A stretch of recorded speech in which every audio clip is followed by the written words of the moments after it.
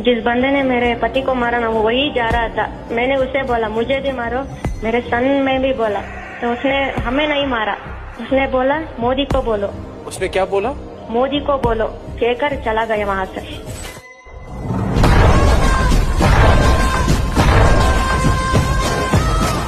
इंतजार लंबा नहीं कर सकता। चुन चुन करके हिसाब लेना ये मेरी फितरत है।